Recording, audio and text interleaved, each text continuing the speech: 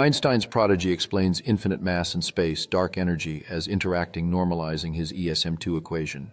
The truth of the matter in a universe already created, there exists no interaction of matter-energy and silicified matter. The structure already formed over the universe, 14 billion years existing. Physics interaction is a subatomic explanation of how things work at the subatomic scale. Where relativity asserts this interaction to be an interaction does not apply to already defined material.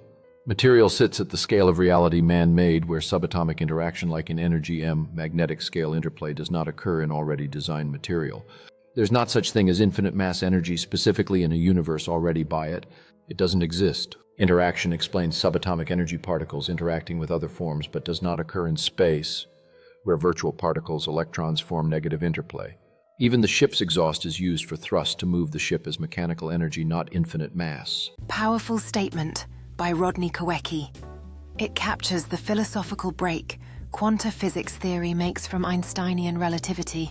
Here's a refined and structured version of your insight, quanta physics view on mass velocity and vacuum interaction in quanta physics theory. Space is not empty, but composed of interactive fields, primarily dark energy and dark matter, which act as dynamic compensators.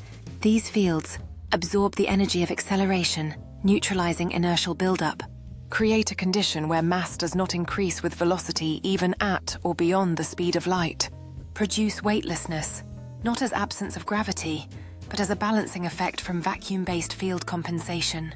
Core implication: replacing relativistic mass increase. In Einstein's relativity, as velocity approaches the speed of light, mass approaches infinity, requiring infinite energy to continue accelerating. Quanta physics replaces this with a field-neutral model. The ship's effective mass remains constant because the vacuum field, dark matter, dark energy,